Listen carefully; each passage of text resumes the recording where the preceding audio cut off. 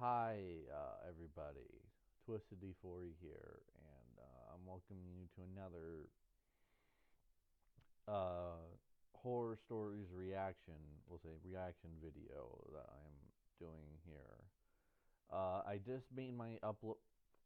Just finished recording, and I just finished uploading, or it should be finished uploading the first one I just did, and now I'm getting ready to make the second one. This one I'm gonna do is reacting to the video of a Thanksgiving Day tragedy from Horror Stories Patreon. I do recommend you guys supporting him. Like he said, I'm pretty sure he said even at the near the end of the problem with YouTube video, but from Horror Stories, he said like even by for like $1 you could support him, and I would genuinely recommend doing that if you like horror based content like his. Like I will say I definitely do.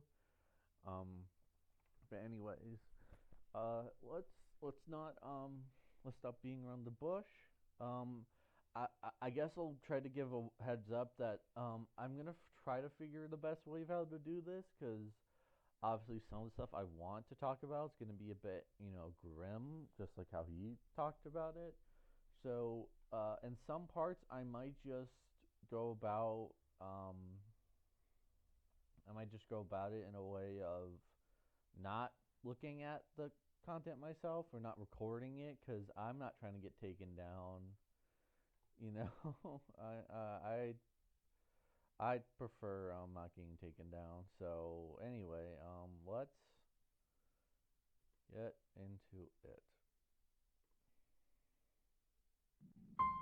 On Thanksgiving Day, 1985, Joe Blount and his family were enjoying the holiday together in their home at the Hilltop Mobile Home Park between Lake Worth and Azle, Texas. Celebrating with him was his wife Susan, their 15-year-old daughter Angela Jo, their 14-year-old son Robert, Joe's brother Carl, and Carl's estranged son, 18-year-old Michael Columbus. Carl left the residence after dinner around 5 p.m. that evening. At 9 p.m., Joe and the three children decided to go on a trip to a convenience store while Susan took a nap. While they were gone, Susan awoke from her nap after hearing a knock at the door. She did not see anyone when she looked outside, so she went back to her bed. When Joe and the children returned, they discovered a briefcase sitting on their doorstep. The children grew excited and brought the briefcase inside, wondering if there could be money or jewelry contained in it, just waiting to be discovered. But when 15-year-old Angela Jo unlatched the briefcase, a bomb went off, killing her, 44-year-old Joe Blount, and 18-year-old Michael. The son, Robert Blount, survived, but the 14-year-old was injured, and the explosion melted his plastic sandals to the bottom of his feet.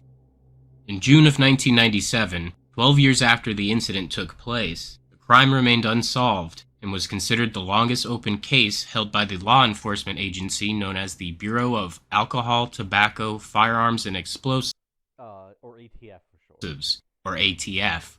31-year-old Michael Roy Tony was locked up at Parker County Jail in Weatherford, Texas for a burglary that took place in 1993. Tony and another inmate, Charles Ferris, supposedly came up with a plan where Ferris would take a plea deal to get released early by telling authorities that Michael Tony had confessed to the 1985 suitcase bombing that killed members of the Blount family. The authorities then questioned Tony's ex-wife Kim about the bombing. At first, Kim told investigators, "Michael killing people in a bombing? You're nuts." But later, Kim recanted her statement after claiming to do some research on the case. She then told police that Tony, herself, and Tony's friend, Chris Meeks, had been near the Blount family home on the day of the bombing. She claims she saw Michael Tony pull out a suitcase from under a toolbox in the back of his truck while they were visiting a propane store. She also stated that Tony walked away with the briefcase, and when he returned, he no longer had it. She said that they then stayed at a nature center for several hours where Tony shot a beaver with a rifle. Several months later, Charles Ferris told police that him and Tony had made the entire thing up as a way to get Ferris out early, but by that time, Michael Tony was charged with capital murder and was awaiting trial for the bombing incident. The trial That's interesting. This whole idea that to one who was in for robbery, and I don't know what Charles Ferris was in for, but they tried to come up with this whole idea that Tony would confess or admit he was the one who was responsible for the bombing. When, as I think we'll find out later, we're not entirely sure if he even was there or not. You know, circumstances or certain bits of evidence may appear that he was there. Trial started in May of 1999 in Fort Worth, Texas. One of Tony's cellmates, Finis Blankenship, told the jury that Michael Tony confessed to him that he did the bombing because he was paid $5,000. Blankenship also stated that the bombing was intended for a drug-related hit, but that the suitcase was placed on the wrong doorstep. Blankenship was in prison for multiple charges, including 2 counts of indecency with a child. Blankenship Alright, fuck that guy. Blankenship's statement created a reason why Tony would commit the crime. Blankenship gave his testimony so the charges against him would be dropped. Blankenship would later state that his testimony was a lie. Tony's friend Chris Meek's testimony did not match Kim's story, but it corroborated Kim's info that Tony was the one responsible. At first, he told police and the grand jury that he didn't know anything about the bombing. He would then go on to change his story 4 times and fail a polygraph test. Michael Roy Tony was eventually found guilty and sentenced to death for the suitcase bombing. In 2001, Meek signed an affidavit to take back what he said during his testimony, stating that, "My testimony about the events that happened on Thanksgiving Day, 1985, may not have happened that day." While in prison, Michael Tony would plead his innocence to a magazine that accepted stories from people on death row. In his writings, he claimed that all 3 witnesses were lying about his involvement. He claims that he didn't even know about the bombing until 1997, when a man named Benny Joe Toole told him that Toole was a suspect in the case. He claims that he did not own the truck, toolbox, or a suitcase until after the Thanksgiving Day bombing, and that the paperwork for the truck, toolbox, and rifle was proof he didn't have these items at the time. He also claimed he never visited the area where the Blount family lived in his life. He claims they were at Kim's house the night of the bombing, and they definitely didn't go fishing in the evening on Thanksgiving because weather reports claim it was 31 degrees that night. He stated that he did not own the rifle on Thanksgiving Day. He did admit that he shot a beaver at the nature center when they went fishing, but that he thought it was a muskrat or some other type of rodent. He believes Kim made up the story after finding out that there was a reward for information on the bombing and that her new boyfriend had helped convince her to go forward with false statements. He claims that he was an abusive husband that cheated on Kim multiple times, so she had resentment towards him. He also said that Kim brought his 12-year-old daughter to visit, who he hadn't seen in 10 years, but did everything he could to find her. During that emotional encounter, Kim made statements like, "I'm not in love with you anymore." She also said, "I know you're not a murderer. I just assumed you did it because they told me you were a suspect and we went fishing at Lake Worth. I could be wrong about the date we went to Lake Worth, but there's nothing I can do about it now." Tony claims he was shocked that his friend Chris Meeks had testified against him and believes Meeks must have felt pressured by police because he looked scared and had to read his own written statements like a script when questioned. Around a decade after Michael Roy Tony was convicted to death row for the suitcase bombing, it was discovered that the Tarrant County District Attorney's Office had withheld 14 pieces of evidence that corroborated Tony's defense statements. The case was then turned over to the Attorney General of Texas. On September 2, 2009, the state of Texas dropped all charges against Michael Roy Tony, and he was released from prison.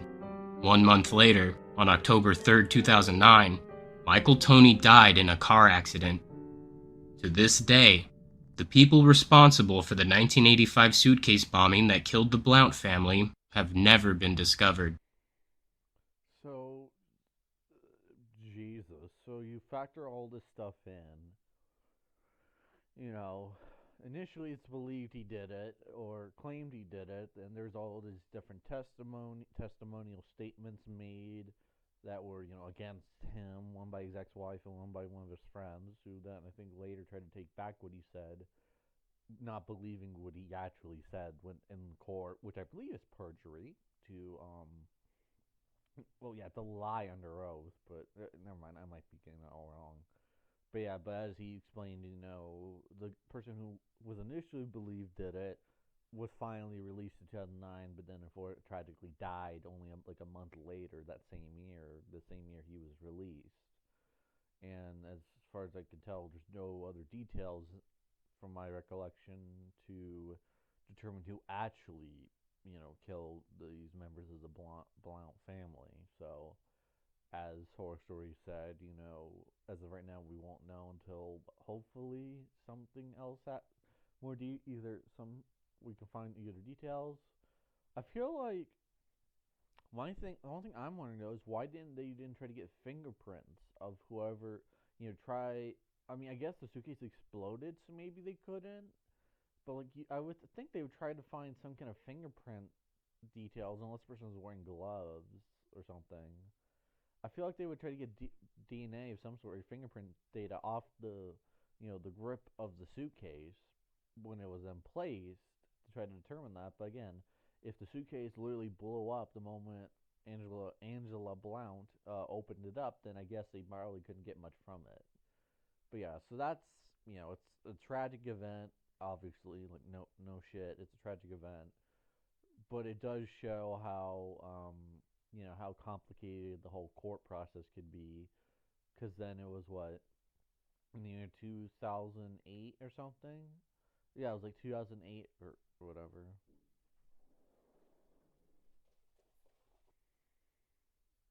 Hmm. Okay, sorry, I had someone come in, so I wanted to. Mm. All right. But yeah. So that's it. I hope you all did enjoy me talking about this. This is kind of the way I think I'm gonna go about, this whole thing. I think is how I'm gonna do it. Um, I will, as I think I will say, some of it is gonna be kind of hard to show, and I might just read or speak, describe what essentially is going on, and I might not show it. So we'll figure that we'll try to figure it out. But yeah, I hope you all enjoyed this, and yeah, catch you next time.